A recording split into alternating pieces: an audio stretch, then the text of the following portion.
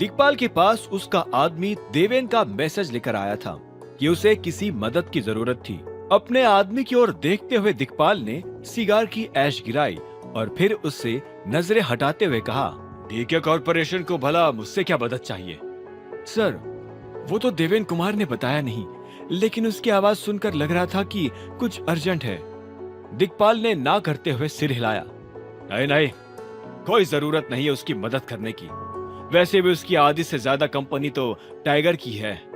उस आदमी ने एक पल के लिए सोचा और फिर गहरी सांस लेकर दिग्पाल से कहा, पर सर, टाइगर की कंपनी है और हमसे मदद मांग रहा है।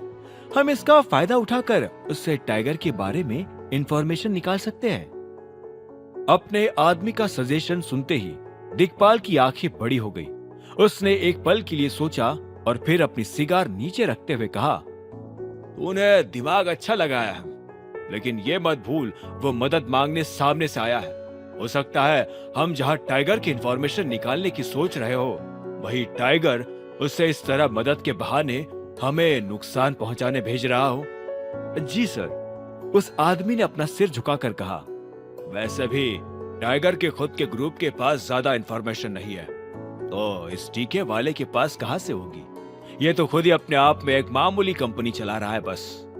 दिग्पाल की बात सुनकर उस आदमी ने हाँ में सिर हिलाया और वहां से निकल गया। उसे जाते देख दिग्पाल ने फिर से अपनी सिगार उठा ली। दूसरी ओर देवेन अभी भी दिग्पाल के ऑफिस से फोन आने का इंतजार कर रहा था। पिछले कई दिनों से टेंशन में उसने बाहर आना जाना पूरी तरह से बंद कर दिया था। वो इतना तनाव में था कि उसने वैभवी को भी अवॉइड करना शुरू कर दिया था। वैभवी को भी उसका ये अचानक बदलता बर्ताव अजीब लग रहा था, इसलिए वो उससे मिलने उसके घर आ गई थी। उसने देखा कि देवेन अभी भी किसी से फोन पर लगा हुआ था। Please sir please Chirag sir, थोड़ी और मदद हो जाती तो। अभी मेरे भी हाथ टाइट है देवेन, सॉरी। ये कहते हुए ही चिराग ने फोन रख दिया। देवेन को महसूस हो गया था कि उसके अब सारे रास्ते बंद हो चुके हैं। अब ना तो कोई उसकी मदद करने वाला था और ना ही फिक्र। इसी वक्त उसने धीरे से दरवाजा खुलते वैभवी को अंदर आते देखा। देवेन?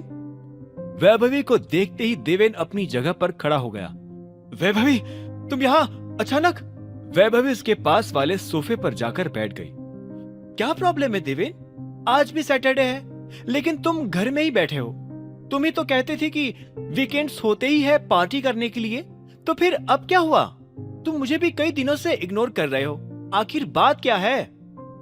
वैभवी की शिकायतें सुनते ही देवेन भी सिर लटकाकर सोफे पर बैठ गया।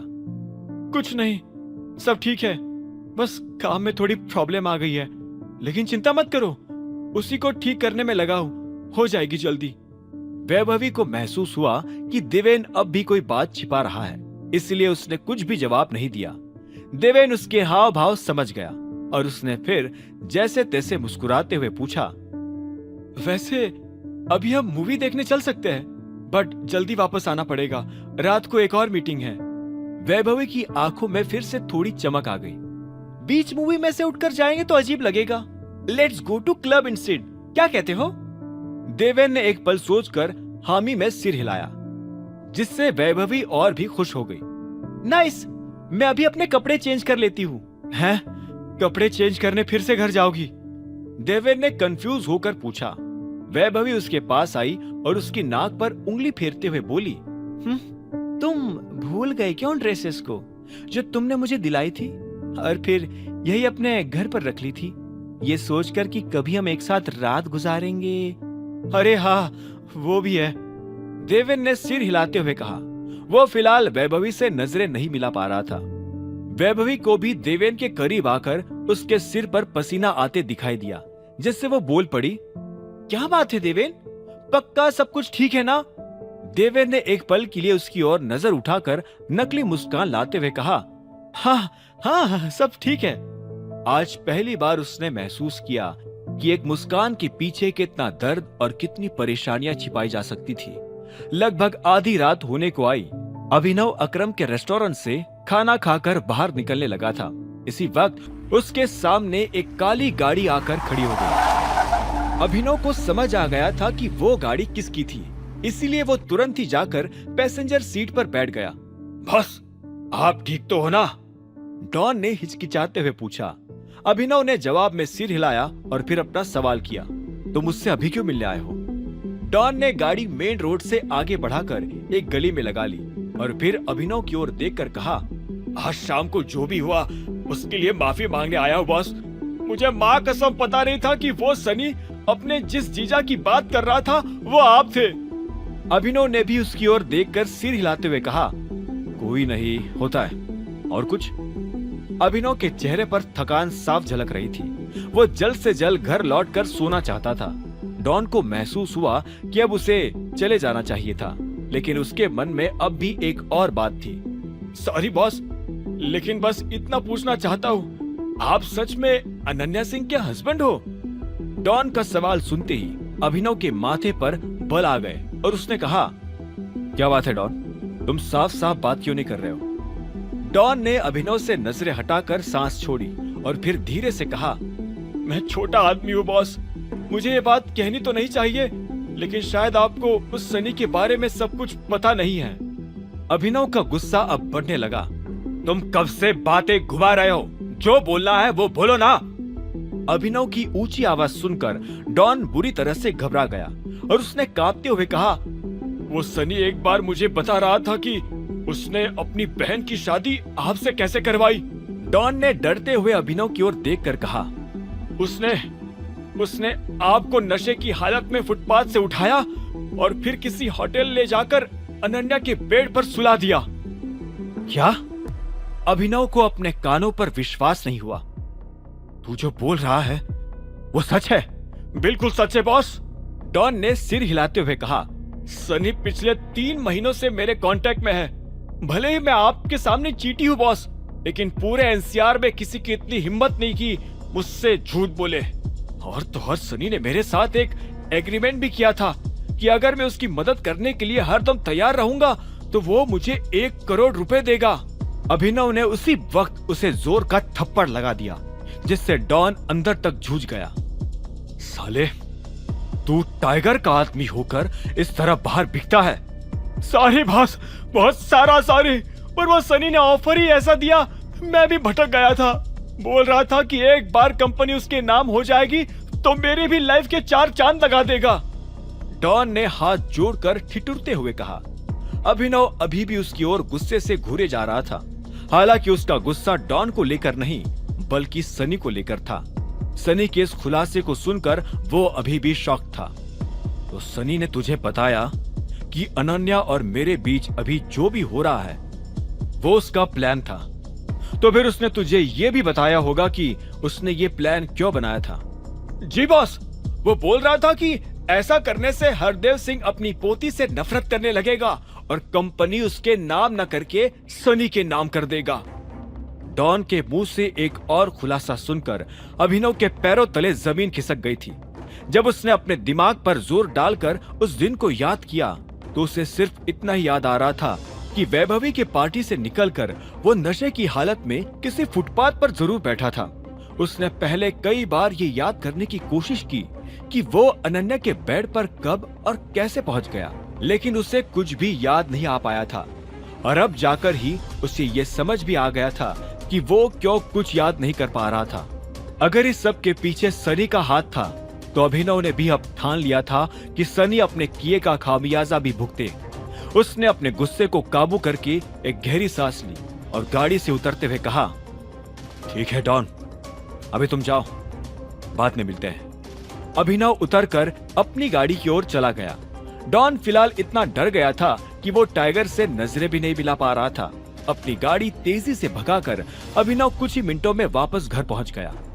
उसने वहां देखा कि बर्थडे सेलिब्रेशन के ज्यादातर डेकोरेशन अब समेट दिए गए थे और सभी लोग अपने अपने कमरों में सोने जा चुके थे। अभिनव भी सीधा जाकर अपने कमरे में घुस गया, जहां पर अनन्या अभी भी जागकर अपने चेहरे से मेकअप साफ कर रही थी। मुझे लगा नहीं था तुम आज रात वापस आओगे। सही बात है, लगता वैसे भी उन्हें ही है जो परवाह करते हैं। अभिनव का ताना सुनकर अनन्या उसकी ओर पलट गई और खींचते हुए बोल पड़ी, मुझे थी तुम्हारी परवाह। घंटों तक इस बात का डर लग रहा था कि कहीं वो डॉन फिर से तुम्हारे पीछे ना आ गया हो। अभिनव ने गहरी सांस ली और एक पल अनन्या की ओर देखकर वो बेड पर जाकर बैठ गया। अनन्या भी फिर से पलट गई और शीशे में देखते हुए बोल पड़ी, पार्टी में इतनी बकवास करने की क्या जरूरत थी अभिनव? हर वक्त इंटरफेयर करते हो और फिर सबके लिए परेशानियां भी खड़ी कर देते हो। अनन्या की शिकायत सुनकर अभिनव हल्का सा मुस्कुराया। फिर से बताना, तुम्हें मेरी परवाह थी या खुद की? ऑफ कोर्स खुद की। मुझे कंपनी में अपनी पोजीशन चाहिए एट ऑल कॉस्ट।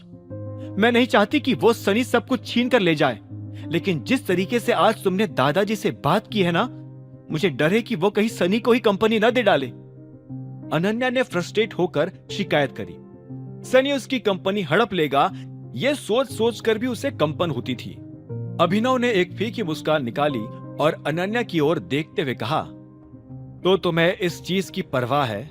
कभी दिमाग लगाकर सोचा नहीं कि कुछ और भी गड़बड़ हो सकती है? अनन्या ने भौहें ऊपर करके पूछा। कैसी गड़बड़? अभिनव ने फिर से उससे नजरें हटाकर सांस छोड़ते हुए कहा, उस रात तुम्हें महसूस नहीं हुआ कि कुछ गड़बड़ थी? तुम्हें अजीब नहीं लगा कि सुबह होते ही सनी अचानक तुम्हारे होटल के रूम में आ पहुंचा था? अभिनव के सवाल पर अनन्या ने एक पल के लिए सोचा और फिर वो भी कुछ समझ नहीं पाई। तुम क्या बोल रहे हो? सनी को पता था कि उस होटल में मेरा एक वीआईपी रूम हमेशा अवेलेबल रहता है, इसीलिए वो आ गया। इसमें अजीब क्या हुआ? अभिनव ने ना करते हुए सिर हिलाया और कहा, तुम अब भी नहीं समझी। चलो छोड़ो, मुझे ये बताओ कि तुम्हारे दादाजी उसी समय क्यों आ गए थे रूम पर? सब कुछ एक ही टाइम पर कैसे हो गया था? बिना प्लानिंग के तो इतनी पंक्चुअलिटी पॉसिबल नहीं है ना? अभिनव अभी सनी का नाम डायरेक्टली नहीं ले रहा था। वो चाहता था कि अनन्या एक बार खुद से उस पर शक करने की कोशिश करे। हालांकि अनन्या ने हार मानकर सांस छोड़ते हुए कहा, तुम्हारी ये बातें मेरे सर के ऊपर से जा रही है, इसीलिए प्लीज चुप हो जाओ। और हाँ, अगली बार मेरे दादाजी की और कंपनी के बीच में मत आना। जो होगा वो मैं देख लूंगी। Got it? अनन्या ने अभिनव से खींचते हुए कहा। Alright then. अभिनव उठकर बाथरूम की ओर जाने लगा। बस एक बात और कहूंगा, तुम फिलहाल इतनी जल्दबाजी में हो कि फ्यूचर के बारे में भी सोच नहीं रही हो। अगर लड़कर झगड़कर एक बार को कंपनी में पोजीशन मिल भी गई तो क्या गारंटी है कि तुम्हारा वो दादा हरदेव आगे कुछ खेल नहीं खेलेगा? हो सकता है हरदेव सिंह जी तुम्हें शांत करने के लिए कुछ महीनों तक कंपनी तुम्हें दे दे और फिर वापस छीन कर सनी को दे डाले। अभिनव की बात सुनते ही अनन्या गुस्से में अपनी जगह से खड़ी हो गई। उसे समझ नहीं आया कि वो इस बात का क्या जवाब दे। अनन्या अभिनव के इस अनुमान पर अब क्या जवाब देने वाली थी? जहां अनन्या अपने दादाजी की कंपनी में पोजीशन हासिल करने के सपने देख रही थी, तो वही अभिनव ने उसे यह कहकर रियलिटी चेक दे दिया था कि उसके दादाजी उसे पोजीशन देकर वापस छीन भी सकते थे। अनन्या इस बात से गुस्से में खड़ी हो गई। तुम कहना क्या चाहते हो? तुमने ही अभी मुझे कहा ना कि मैं तुम्हारे बिजनेस में ना पढ़ूं तो ज्यादा अच्छा होगा। वही इंस्ट्रक्शंस फॉलो कर रहा हूं, बस मेरे तरीके से। अभिनव ने फीकी से मुस्कान देकर कहा। अनन्या ने उसकी बात सुनकर आंखें छोटी करते हुए पूछा, अच्छा, क्या है ये तुम्हारा तरीका? मेरा तरीका मेरा बिजनेस है, तुम उसके बीच में मत आओ। इससे पहले कि अनन्या कुछ बोल पाती, अभिनव तुरंत ही उठकर बाथरूम में चला गया। उसकी बात को लेकर अनन्या अभी भी शॉक थी और उसे डर था कि कहीं सच में हरदेव उसे पोजीशन देकर वापस न छीन ले। अगली सुबह जब अभिनव अपने रूम से बाहर आया तो उसने देखा कि डाइनिंग टेबल पर सन्नाटा था। हालांकि उसे बाहर आते देख शर्मिला जरूर खींचते हुए बोल पड़ी थी, खाने के लिए तो आ सकते हो तुम। नहीं मॉम प्लीज, फिर से शुरू मत हो जाओ। अनन्या ने इतना कहा और फिर अपने आप को शांत करते हुए बोली, सनी के क्या हाल है? अभी हॉस्पिटल में है, ये हाल है। राजीव ने तुरंत जवाब दिया और फिर एक पल के लिए अभिनव की ओर भी देखा। अभिनव ने भी उससे नजर मिला ली और ऐसे हाव भाव बना लिए जैसे कि वो इस बात से अनजान था। ओ डॉन, अरे डॉन से फालतू पंगा नहीं लेना चाहिए था, वो आदमी किसी का सगा नहीं। अपनी बात खत्म करके अभिनव ने नाश्ता करना शुरू कर दिया था, जिसे देखकर शर्मिला फिर से बोल पड़ी, तो अब तुम बताओगे कि इस घर में किससे पंगा लेना है और किससे नहीं? अभिनव ने गर्दन उठाकर उसकी ओर देखा। तो और क्या बोलूं मैं? अगर किसी गुंडे या माफिया के आदमी को वो मेरे जैसे मामूली लड़की को मारने बुलाएगा तो खुद ही मार खाएगा ना। आखिर गुंडों के मन में भी तो घमंड होता है कि वो किसे पीट रहे हैं। इनफैक्ट मैं तो ये भी कहता हूँ कि जो हुआ अच्छा ही हुआ, अकल तो ठिकाने आ जाएगी उसकी कम से कम। अभिनव की आंखों में गुस्सा साफ झलक रहा था। अगर फिलहाल इस बात के लिए पूरा सिंह परिवार उसे घर से बाहर निकाल देता तो भी वो परवाह नहीं करने वाला था। सही बोल रहा है अभिनव, सनी ने हड़बड़ी में गलती कर डाली और वो फंस गया, अचानक हरदेव ने बीच में कहा। सभी लोग उसके मुंह से ये बात सुनकर हैरान थे, सिवाय अभिनव के, जिसने तुरंत ही उन्हें गुस्से में जवाब भी दे दिया। और आपने उसे रोका भी नहीं, क्यों? क्योंकि आपको उस वक्त लगा था कि सनी जो कुछ भी कर रहा है वो सही है। इनफैक्ट उस वक्त क्या, आपको हमेशा से ही सनी सही लगता है और अनन्या गलत। और इसी वजह से आपने अनन्या से बिना पूछे या बिना कोई रीजन दिए उसे कंपनी की डील से भी निकाल दिया। अनन्या चौंक कर तुरंत ही अभिनव की ओर चिल्ला पड़ी, अभिनव चुप हो जाओ।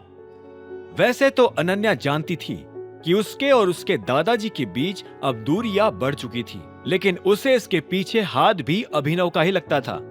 अभिनव से मिलने के बाद ही अनन्या की जिंदगी टूटना शुरू हो गई थी, इसलिए वो भी अब कोई मौका नहीं छोड़ती थी अभिनव पर चिल्लाने का और उसे कोसने का।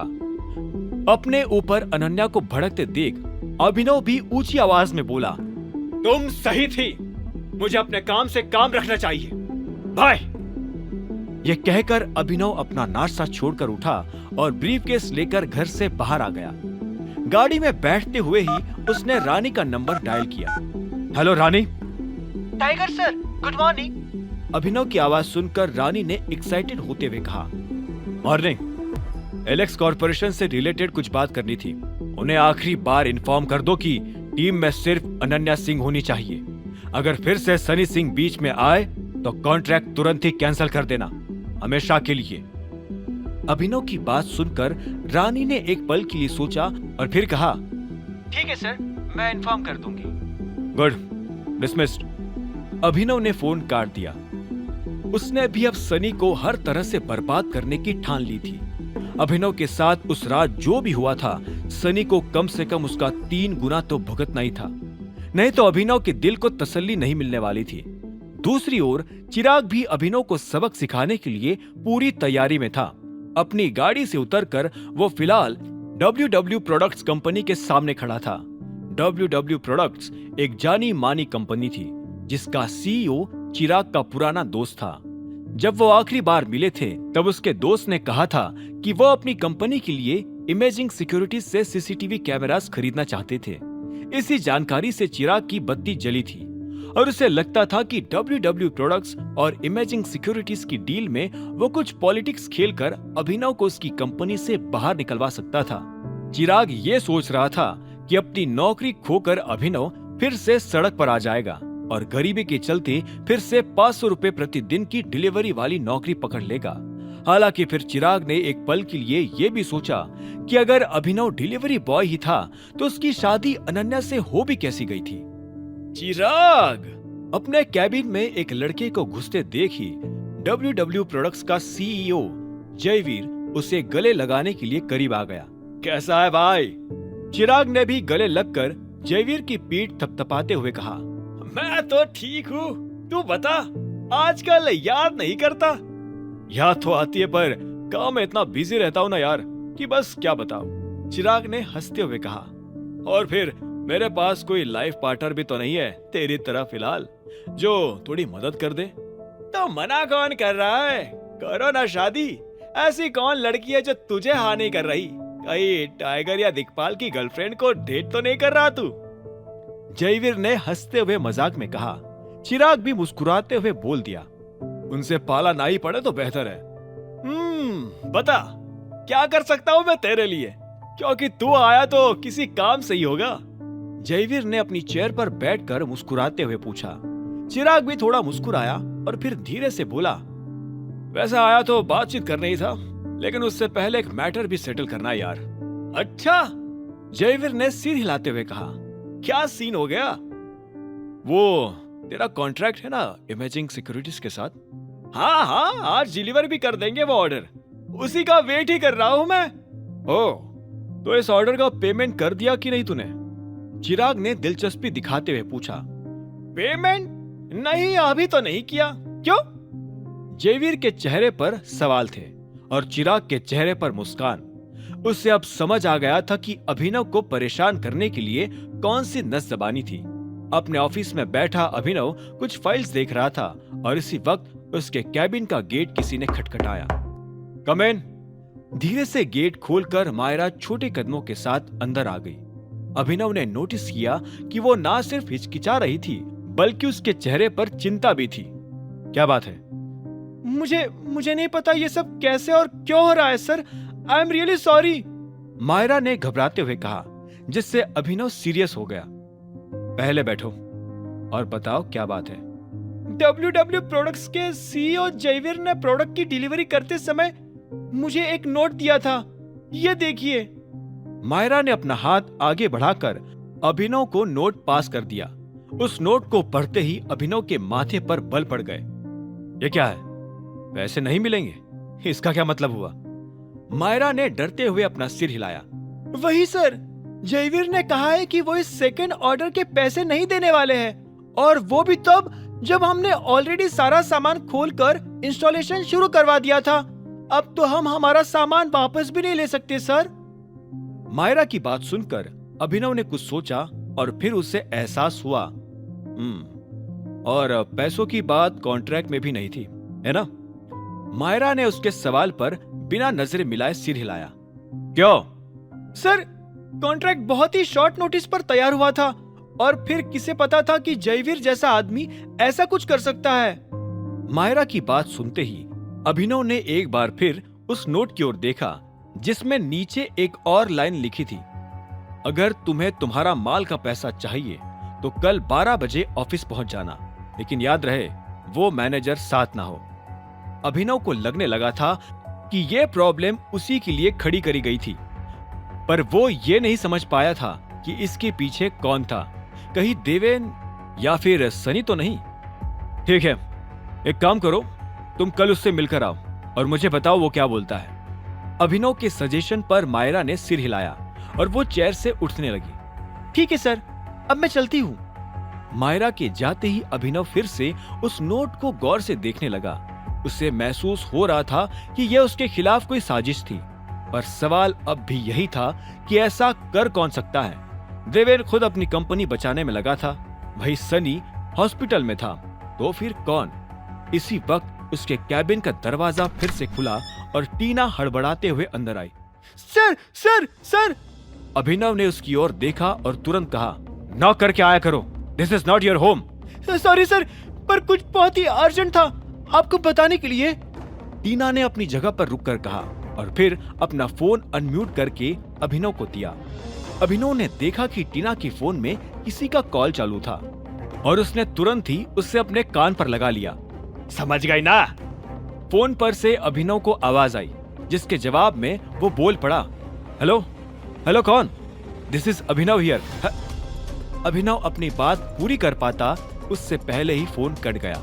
उससे महसूस हुआ कि फोन करने वाले ने जानबूझकर उसकी आवाज सुनकर फोन काट दिया था और वो जरूर ही कोई खेल खेल रहा था।